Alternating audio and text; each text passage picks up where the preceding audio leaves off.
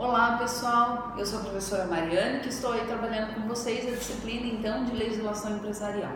Vocês estão vendo que ao longo da nossa disciplina estamos fazendo alguns vídeos extras para complementar, para trazer para vocês um pouquinho a parte prática também dos assuntos que nós estamos abordando na disciplina. E nessa entrevista nós teremos aqui o Felipe, que é o advogado responsável aqui pelo PROCON de Maringá, para conversarmos um pouco sobre o direito do consumidor. Obrigada por ter aceito o nosso convite, Felipe. Eu queria que você se apresentasse para os nossos alunos, para eles saberem, a importância que tem um advogado responsável aqui do PROCON para cuidar de toda essa estrutura, esse suporte para tanto os consumidores quanto os fornecedores no nosso dia a dia. Olá, é um prazer estar com vocês. Eu sou o Felipe, sou responsável aqui da gerência jurídica do PROCON, advogo na área há algum tempo, sou formado pela Universidade Estadual aqui de Maringá e estou há 2 anos na frente do jurídico do PROCON. Só para dar um número para vocês, nós fizemos no ano de 2017, por exemplo, mais de 32 mil atendimentos aqui no órgão, com um índice de resolução, ou seja, de acordos, superior a 95%, então é um procedimento administrativo, não é judicial, mas que ajuda muito o consumidor e fornecedor. E é importante você trazer esses números para mostrar que não há necessidade de sempre acionar o Poder Judiciário para resolver o seu problema numa relação de consumo. Isso, exatamente. A gente acha que só a justiça no judiciário, do Poder Judiciário, resolve os problemas, mas não, na verdade, a justiça pode ser feita também no âmbito administrativo. Muito se fala hoje em dia em resolução alternativas de conflitos, câmaras de conciliação ou câmaras de arbitragem, e o PROCON é um instrumento desse. Ele é um instrumento público, gratuito para toda a população, consumidor e fornecedor, e resolve muitos problemas. Então a gente não precisa nem de advogado, vem você, às vezes empresário, e você consumidor, resolve seu problema aqui, sai satisfeito com um acordo que tem validade jurídica e fica bom para todo mundo.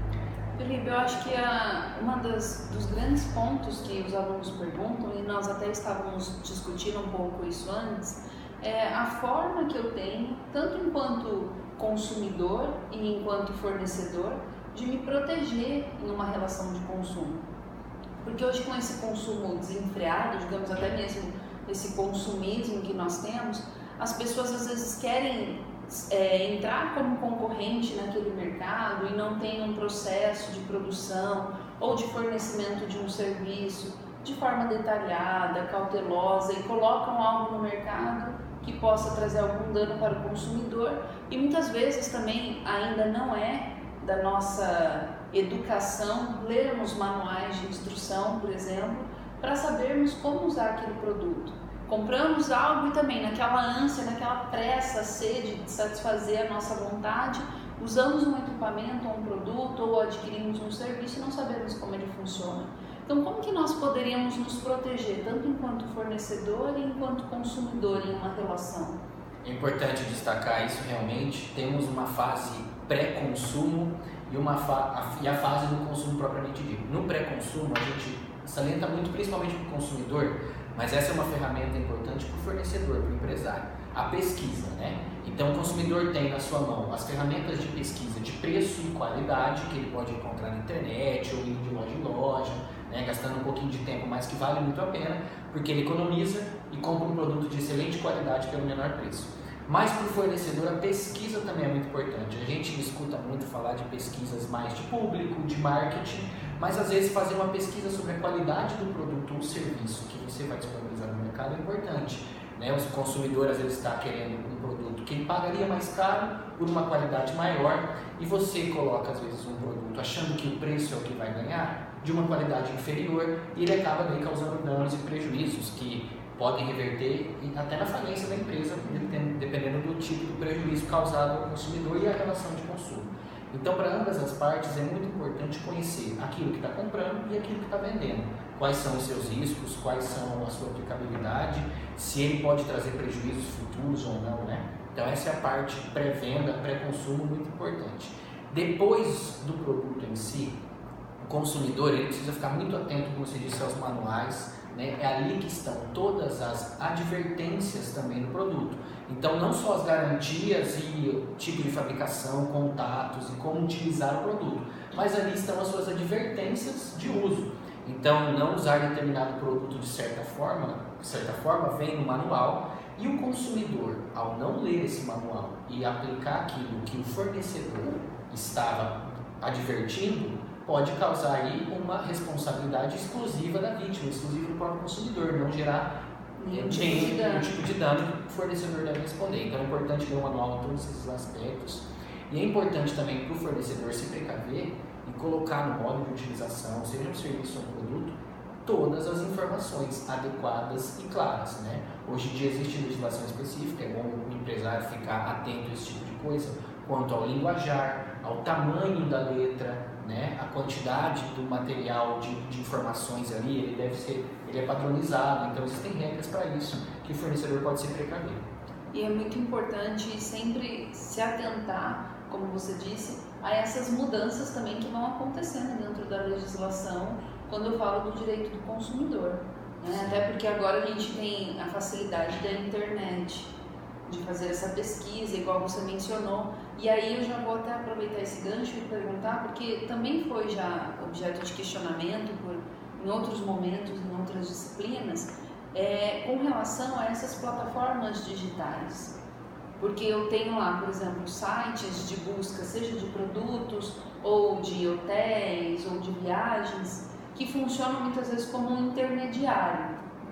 Então, como que ficaria a responsabilidade desse intermediário? Porque é uma forma até mesmo que eu possa divulgar o meu produto, seja nesses sites ou em alguma rede social, como mídias digitais, Facebook, Instagram, entre outros. Eu posso falar também que eles possuem uma responsabilidade, que eles também devem se atentar nessa relação, ou eles estão ali apenas como um intermediário e o risco é assumido pelo consumidor e também pelo fornecedor no momento que ele divulga ali? Claro. Não, é muito interessante isso, né? O direito, ele tem essa mágica, às vezes a gente olha o código cru ali, meio frio, e dá a impressão de que é um mundo totalmente fora, né? Mas é legal dizer, isso eu aprendi também na faculdade, de que na verdade as relações e interações humanas é que motivam ao regramento. Então a lei, ela é sempre objeto desses avanços, né? De muitos anos, ou esse agora tecnológico, que é muito rápido, muito volátil. O direito do consumidor, ele é um código, por exemplo, de 1990, tem esse código nesse ano, e é muito novo para o direito. Uma coisa de 28 anos, ela é muito nova, né? Então, assim, é engraçado, porque a gente trabalha com esse tempo que, hoje em dia, daqui 1 mês, 2 meses, a tecnologia já está ultrapassada, e a lei, ela sempre demora mais, porque justamente ela vai regulando essas interações humanas. O Código de Defesa do Consumidor é uma legislação muito avançada e ela prevê a responsabilidade solidária da cadeia de consumo e de fornecimento. Então, quando a gente vai falar com o pessoal que não é da área, a gente fala, e eu gosto de usar essa analogia, que o direito do consumidor para o fornecedor, ele é como se fosse uma escada.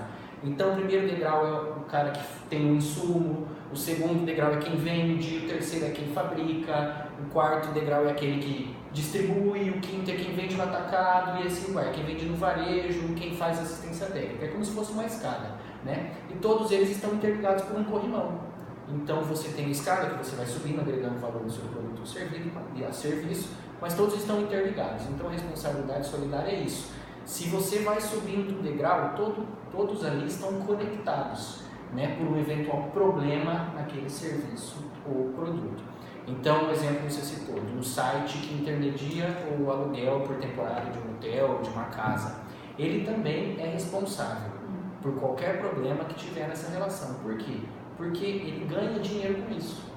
Em bom português é isso. Se você tem lucro com aquela operação, você é fornecedor e por isso tem responsabilidade de qualquer defeito.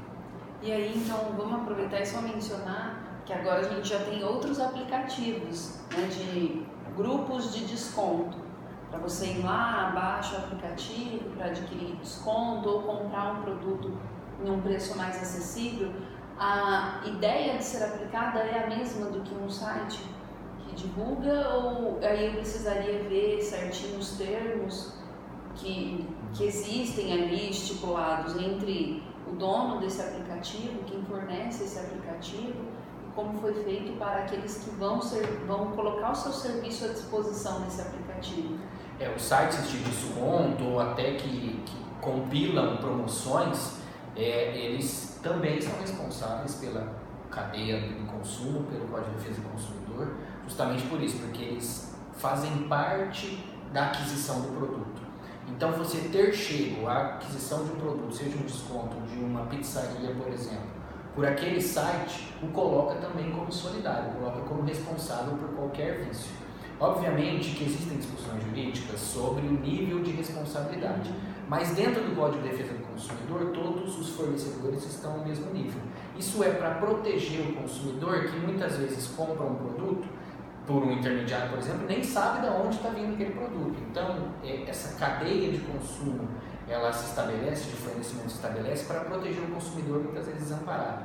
Se existe um problema na fabricação do produto, tem como você acionar todo mundo, né, quem vendeu, quem anunciou e quem fabricou, mas a gente sabe que o grau de responsabilidade do fabricante é maior, e este fabricante daí cria-se um direito em relação, e o vendedor aí cria um direito de reversão contra o fabricante.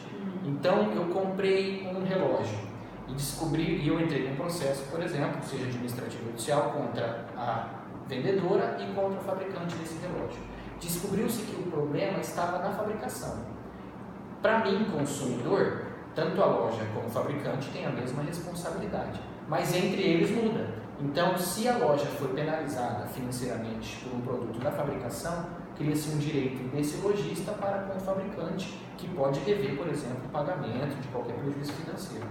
E já que a gente está falando aqui de aplicações mais práticas, para não ficar tanto na teoria, desde que você começou a atuar nessa área de direito do consumidor, seja aqui dentro do PROCON ou até mesmo antes, dentro da sua vida profissional, você percebeu assim, que tem um número de pessoas, porque a gente sabe que existe muito a má-fé na relação de consumo, você percebeu que houve um aumento nessas relações de má-fé, onde às vezes algo que a própria pessoa que não soube manusear o produto, por exemplo, causou um dano e quer ali se aproveitar daquela situação e tentar receber algo do fornecedor, houve um aumento ou as pessoas estão mais receosas, estão ali tentando se policiar mais e houve uma diminuição desse uso da má-fé que existe, infelizmente, nessas relações? É até triste a gente que trabalha aqui no PROCON ver isso todos os dias.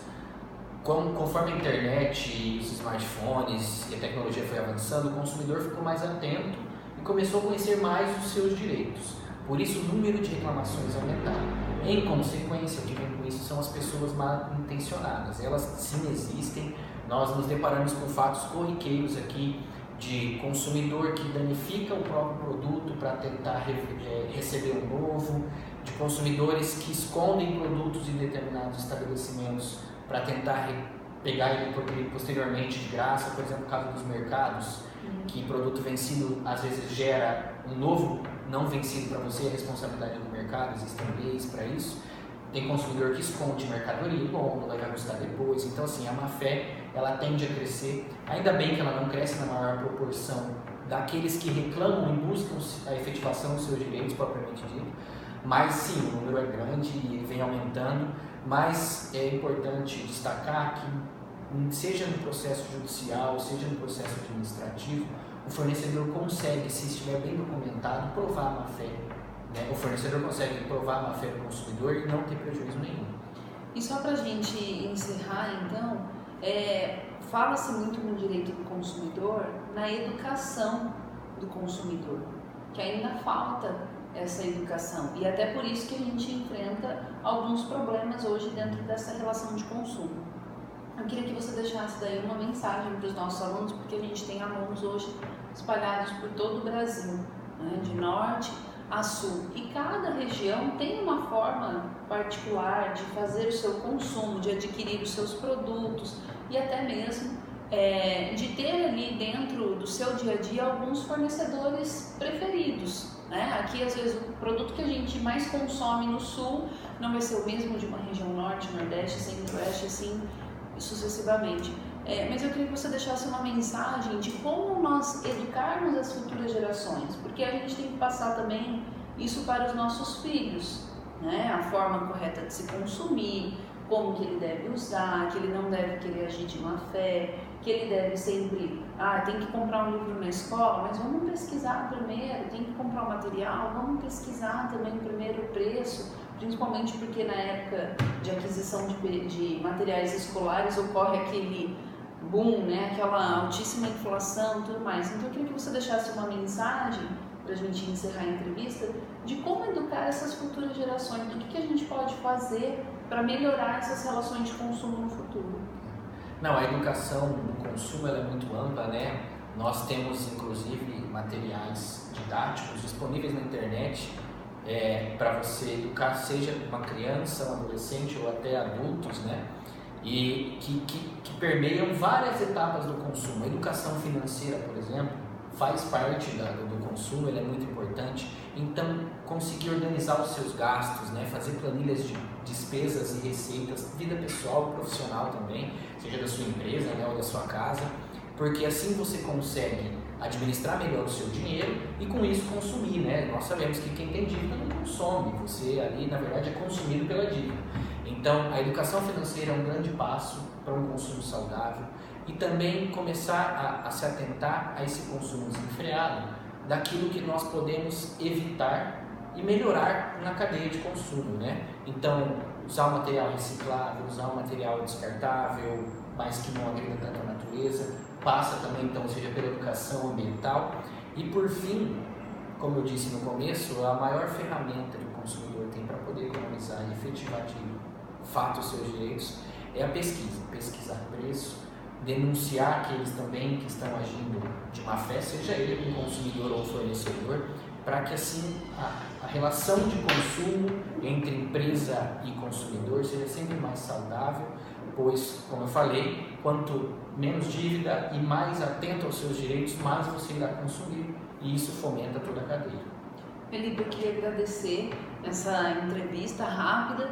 Poderíamos entrar em outros assuntos, até falamos que poderíamos aí conversar sobre vícios, problemas que existem em várias relações, tanto fornecimento de produtos quanto de serviços, mas aí ficaríamos aqui por horas e horas e horas falando. E não é daí o nosso objetivo, tá? Eu espero que vocês tenham aproveitado a entrevista. Obrigada, Felipe, por ter aceito o nosso convite. Espero você daí em um outro vídeo e também nas nossas aulas ao vivo. Até mais!